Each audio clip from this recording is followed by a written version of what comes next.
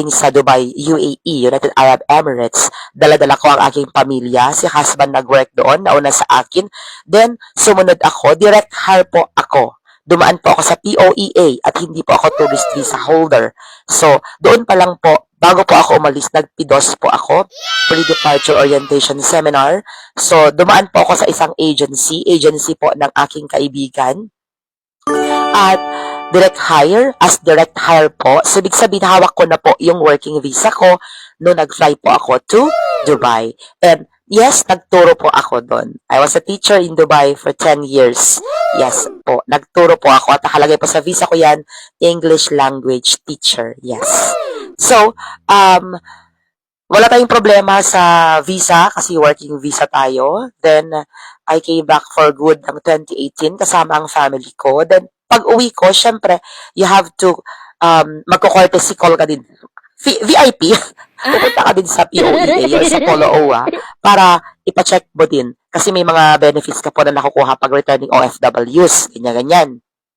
So, nagpunta po kami, pinakita ko din dun. Once they saw na teacher po ako abroad, they already offered me, actually. In-offer na po nila sa akin ng SPIMS na, ma'am, gusto niyo po mag-work as a teacher, balik po kayo sa teaching ulit dito sa Pilipinas, and this time po with the Department of Education. Tapos, tutulungan po namin kayo. We'll give you the forms and then the links, where to send, all this. Kaso, I rejected at first. I declined. Yes po. Nagpipiligan ang person. Charis. Hindi, parang ano lang kasi ako, before I work abroad, I was a teacher already here in the Philippines for 5 years sa isang private school. And, nung abroad naman ako, 10 years ako doon. So, like 15 years of teaching experience.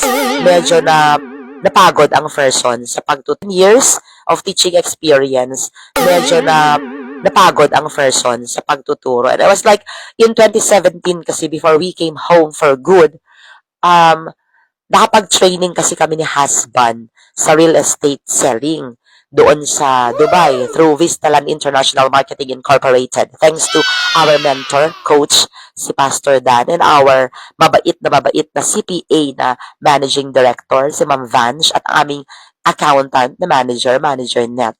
Yan. Shout out sa kanila. Maraming salamat po sa teachings. Lahat po ng mga learnings, knowledge na nakuha po namin, na-gain namin because of you. Talagang sobrang thank you at binago po ang buhay namin. So, balik tayo sa kwento. Nag-ano muna, shout out muna no? So, yun. Ang nangyari, natuto kami sa real estate selling through Vistaland. Then, na-mindset kami mag-asawa na pagbalik sa Pilipinas, hindi na kami yung babalik sa dating mga pinanggalingang field of work namin. Pupunta na kami, patungo na kami sa bagong direction.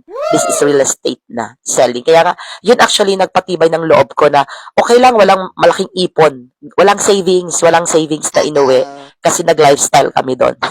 Yun yung sad reality. Nag-lifestyle kami sa abroad. Aminado naman ako. So, wala kaming savings. Pero pinanghawakan ko noon, yung mindset na hawak naming mag-asawa, bagong mindset na sabi talaga namin through real estate selling, mababago ang buhay namin at hindi na namin kailangan maging empleyado. Sad to say, pandemic came. Yan, pandemic happened in 2020. March 1, 2020, nag-lockdown ang Pilipinas dahil 2019 nag-COVID, no? Sad to say, pandemic came. Yan, pandemic happened in 2020. March 1, 2020, nag-lockdown ang Pilipinas dahil 2019 nag-COVID, no? So because of that, it was just a blessing in disguise na nakabalik kami here in the Philippines for good. Kaya hindi kami inabot ng pandemic sa Dubai kasi mas mahirap kung 4 yung anak namin tapos andun kami. My God, I cannot imagine. So anyway, thank God, nakauwi kami safe and sound. Pero walang ipon. Yun nga lang. So, 2020, nag-start naman kami. Actually, 2019, nag-start na kami magbenta ng real estate ito sa Pilipinas. Tapos, nakikitay up kami with mga small groups of agents. Pero that time, hindi pa broker si husband. Pero yun na yung next chapter ng kwento namin na in last year, this year pala, 2025, April of 2025, naging licensed real estate broker na si husband. Kasi in 2022, siya po ay nag-aral po siya sa Gardner College yan, sa Manila. At graduate po sila just last year. Then, after graduation, nag-review po sila na magkaka-classmate. Then, nakapasa po sila. Thank God. At sila po ay mga brokers na. So, yun po yung sa kanya. Talagang nabago totally. Pero sa akin po, tinawag ako. Kaya nga, parang feeling ko, being a teacher is not just an occupation or profession. It is really a vocation. It is a calling. Once you are a teacher, always a teacher. Yun. Kaya noong 2021, kahit na in denial pa ako na hindi, babangon din tayo after the pandemic. Magbebenta ulit ako ng real estate properties. Hindi, Zai. Talagang tinawag ako ng DepEd. So, I came across, I was checking my emails because I wanted to apply for virtual assistant job. So, online, home-based. Ayoko talaga na magturo, Zai. Parang naumay na ako sa mga bata ba, mga pagsaway-saway. Wait lang, baka lumamig yung kape ko. Kape tayo.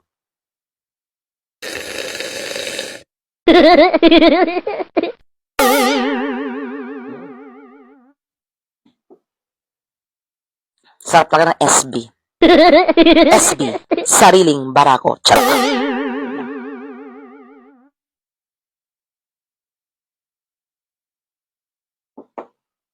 Tapos yung cloud niya napunta sa salamin ko, no? Ayan. I can see clouds. I'm in heaven. Charis. So, ito na. Back to my story na mahabang-mahaba.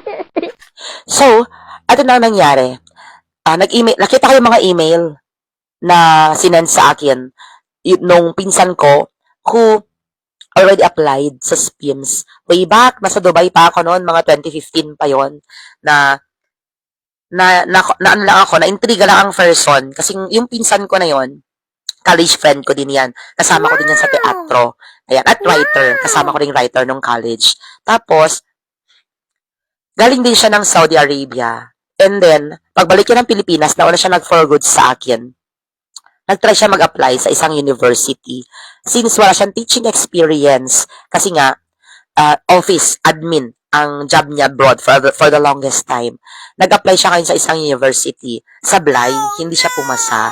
So, dahil doon, na ano siya, yung parang, my God, ang daming mga requirements, like kailangan mo may master's degree, tapos kailangan may teaching experience. Babalik na lang ako ng Saudi, bumalik siya ng Saudi. Tapos, pagbalik niya ng Saudi, few months lang yata siya doon. Then, mamaya-maya mo, ang next na post niya, nagpapasalamat na siya, Zai, nagpapasalamat na siya sa NRCO, nagpapasalamat na siya sa SPIMS. Sabi ko, ano yung SPIMS? Sinend sa akin yung link, yung email, lahat ng mga binigay ko info sa inyo din, dati, sa mga description box sa red app ko. And so, naintriga ako. Then, check lang ako. So, chinek ko yung kanilang page sa Blue app. Then, nakita ko, sa Pinas, ikaw ang ma'am at sir.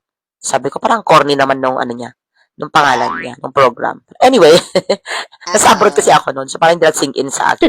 Then, sabi ko, di insan ko, congratulations, blah, blah. Di magkano ang sahod dyan. Nasa Dubai pa ako noon, Tapos, sinabi niya, entry level, ganito, teacher 1, blah, blah, blah. Ay, nanlumo ako, Zai.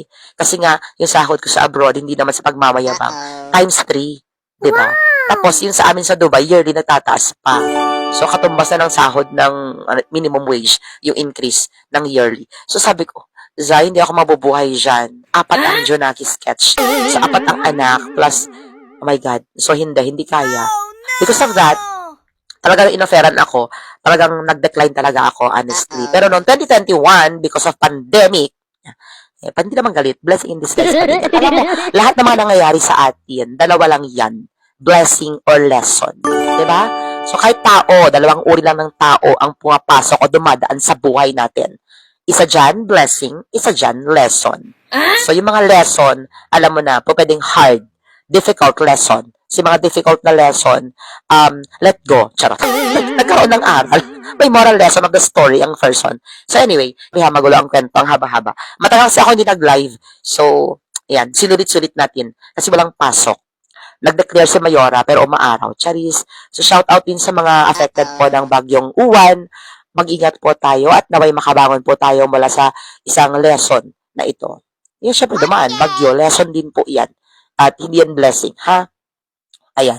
Kung sa mga estudyante na they find it as a blessing kasi walang pasok, kumanda kayo, bibigyan ako ng quiz bukas. Charot. Long quiz. Ayan. mga aral ng Bagyong Uwan. Charis! So, ito na. Tutuloy natin. So, nung 2021 na nga, nung pandemic, 2020, I'd say, nag-check ako ng email kasi I was trying to apply for virtual assistant position or job sa home base or any tutorial, blah, blah, blah, online, ganon. Kinemes. So, kita ko yung email. So, parang, ping! Nag-ano siya sa akin. Nagparamdam. Sabi ko, sige na nga, mag-email lang ako. Tapos naalala ko yung sinabi nung girla doon sa Poloowa. Sabi nga niya, ma'am, try mo mag-apply. Apply ka na. Ganyan. Kasi teacher ka. So yun, nag-apply ako. So nag-give luck ako ng mga scan copies ng aking mga documents. Ganon. So, yun na. Pupunta na tayo sa fifth question. Fifth na ba o fourth? Basta ganon. Fifth question. Frequently asked questions. So, paano nga mag-apply? Ano-ano ang mga documents na kailangan kong i-ready? Wait lang. Ubusin ko lang yung barako, sayang.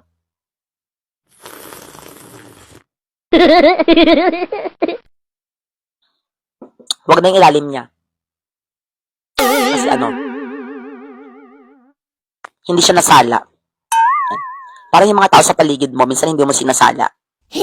Basta nakikisama ka lang. Charis! Ayan. So, okay na.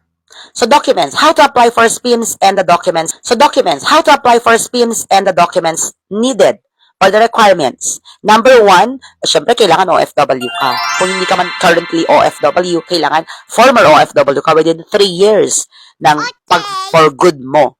Basta OFW ka. Number 2, documents. Syempre, as an OFW, mga proof na OFW ka. So, kailangan mo ng passport. Kailangan mo ng visa page. Itong visa page na ito yung papatunay na ikaw ay nagtrabaho ng legal sa abroad at contracted ka. Ibig sabihin ay employment talaga, yung pinasok mo doon. Hindi ka turista. Hindi ka nag-abroad na turista lang. Hindi yun, tatak lang ng visa stamp lang na nag-tour ka lang sa Southeast Asian countries, kinemerot. Ganon. So, kailangan overseas Filipino worker. Ayan. So, meron siyang tatak na visa page doon sa passport mo. Tapos, syempre, yung validity, yung expiry, and then yung job mo, job description and everything, and ang designation mo doon. So, tapos, the contract itself. Kailangan mo yung kontrata mo, employment contract or the certificate of employment. Kaya habang nasa abroad, mag-secure po tayo. You are entitled to have a copy of your contract. Kasi may mga ibang nag-abroad sa ibang bansa, Middle East, especially strict sila dyan. Na they keep renewing, the company keeps renewing your contract, but they don't give you a copy. As an OFW, as a migrant worker, you deserve. You are entitled. It is your right to ask for a copy of your employment contract. Kasi dyan po nakikita ang mga kondisyones, kung ano yung sahod mo, ano yung mga benefits mo, at ano yung mga obligasyones ng iyong company over you. Ayan. O halimbawa yung mga breach of contract, yung mga nagbe-break ng contract, yung mga ganun. So, nandyan lahat yan ng mga batas-batas. Alamin nyo po, para hindi po kayo, napapasubo. Charis.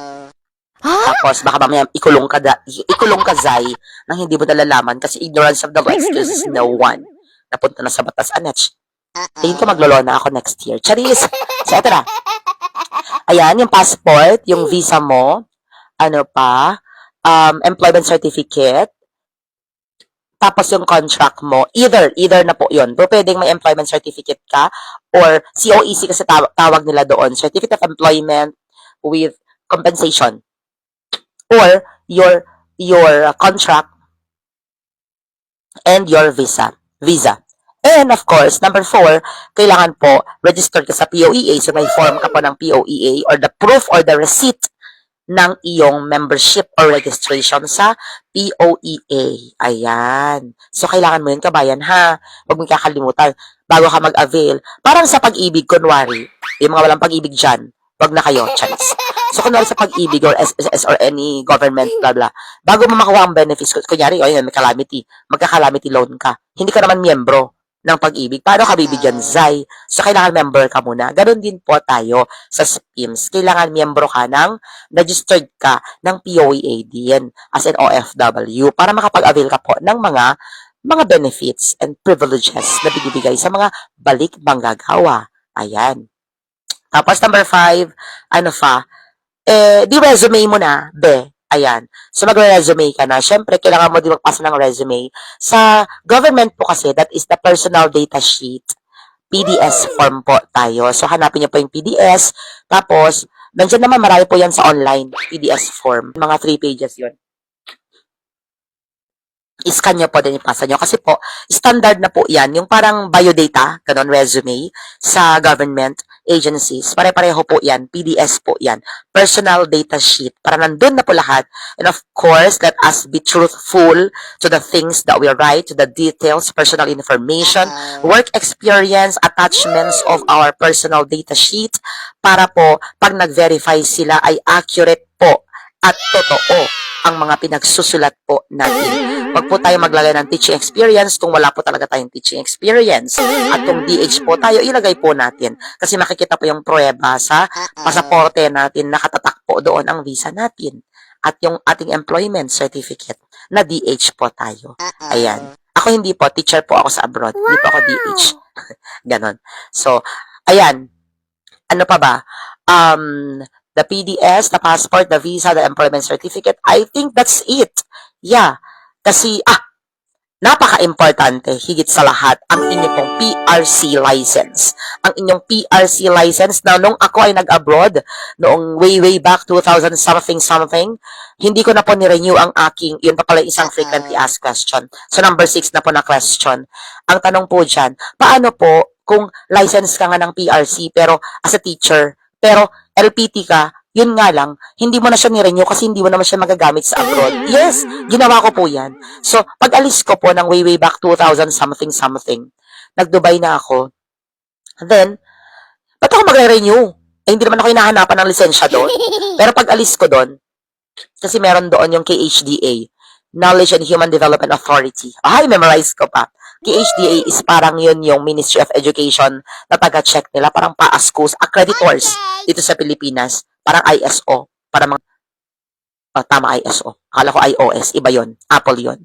So, ISO nila doon. So, magla-licensing na din ng mga teachers doon. Just like other countries sa ibang bansa, like Canada, Australia, may mga ganyan-ganyan licensing na din. Kasi, hindi na rin sila tumatanggap ng mga hindi dumadaan sa standard nila ng mga teachers. So, ewan ko lang kung ngayon, ang KHDA nagpa-license na. Pero when I left Dubai at that time, in 2018, nag-uumpisa na kaming mag-worry ng mga colleagues ko. O baka kaya ako umuwi dahil doon. Hindi naman. Saan naman tayo mag-exam, no? Life itself is an examination. It gives you all the challenges and the questions that you need to answer. Charot. So anyway, yun. Dapat may PRC license ka. But in case hindi mo na po na-renew, that's okay. I-attach mo lang po siya kahit hindi mo siya na-renew. At pag tinanong ka naman sa email, sabihin mo lang po, when I get back home, i-renew ko po siya or i-reactivate ko po siya. So, inactive status kapag hindi po siya active, hindi po siya na-renew. Pagbalik mo po ng Pilipinas, yun po ang una mong gawin bago maubos ang savings mo. Charot. Punta ka muna sa PRC Zai at mag-renew ka ng PRC license mo, ha? O, ayan. So, ano pa ba? I think that's it. That's pretty much it. Yun lang naman ang kailangan natin sa buhay pag nag-a-apply tayo sa SPIM. So, again, mga mama at sir, November 15, 2025 is a deadline of submission. Kung ang gusto mong applyan trabaho ay next year, that is June. Ang opening po ng class is June 2026. That's for the academic year 2026-2027. May isa pang tanong. Frequently asked question number 7. Ma'am, paano pagka ang contract ko ay mag-e-end pa? Nag-apply po ako ngayon. So, okay, napasama na po ako before the deadline on November 15.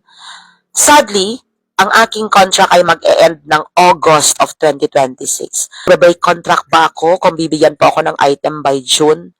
Well, the answer is, it's up to you, ma'am. Kasi, i-weigh mo po muna yung sitwasyon mo. Kasi ganito yan. Minsan lang po ang chance for SPIMS. So, since nag-apply ka, antayin mo po yung acknowledgement nila after November 15. And once you qualified to be part of a SPIMS program, pag-isipan mong mabuti. Kasi kung magde-decline ka po sa SPIMS, you only have one chance. There are no second chances sa SPIMS. Kasi may ganyan na rin pong nagtanong sa akin na nag-apply po siya. Unfortunately, nung nabigyan na po siya ng item, at sabi po sa kanya, please report to your division office, kunin mo yung endorsement letter and your appointment na original, and proceed to your school na assigned sa'yo. Naka-deploy ka dapat doon. And magpakita ka sa principal, tapos ipasa mo na yung document at mag-report ka na sa first day of school. Kaso nasa abroad siya. At hindi siya nakapag-break contract at hindi siya nakauwi. So ngayon nagsisi siya kasi patapos na ang contract niya at wala siyang fallback, wala siyang a-applyan na job at babalik na siya ng Pilipinas. So ang tanong niya sa akin, ma'am, pwede kaya mag-apply ako ulit? The answer is no. Bakit po? Kasi po isang chance lang yon. Tapos niwala ka pong paramdam, ginost mo po sila, wala kang paramdam, ate.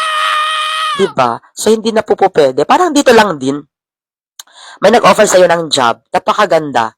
Tapos, hindi ka sumipot nung araw na supposed to be ay tanggap ka na. Oh, syempre, alam ka namang hindi sila maghahanap ng iba. Ano ka, gold? Charis. So, yun po. Yun lang po yung logic doon. You missed the opportunity, hindi mo siya nag-grab. Ibig sabihin, i-grab na po yun ng iba. At number 7, frequently asked question. Speaking of iba, since ang dami-dami mga graduates ng EDUC at nakakapasang teachers every year sa LET or board exams, plus yung mga OFW sa teachers na nag-a-apply, so dami ng mga applicants, ma'am, may chance pa ba tayo makuha or magkaka-item pa ba tayo?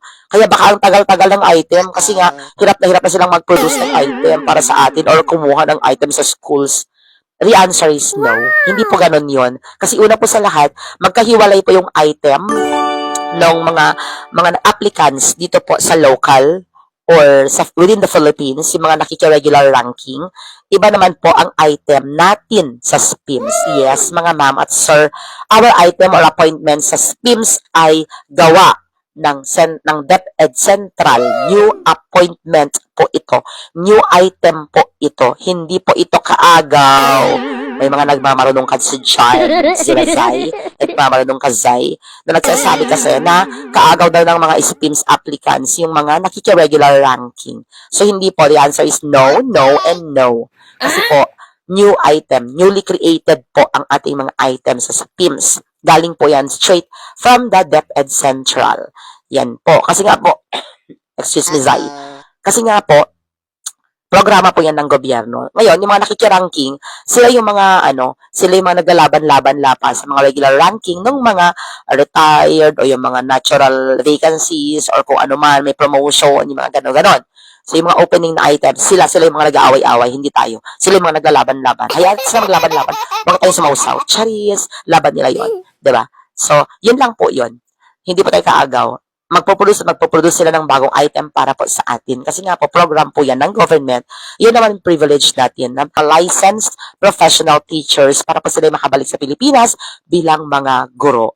So, with or without teaching experience, ano man ang maging job mo sa abroad, basta legit yung job mo at meron kang contract at employment contract at visa, working visa, registered ka sa POEA, pwedeng-pwede ka po. At licensed professional teacher ka, pwedeng-pwede kang mag-apply. So, apply na. Deadline of submission for the next academic year is on November 15, 2025. Good luck mga ma'am at sir. Have a nice day. God bless everyone. Take care. This is Teacher Timmy Talks saying,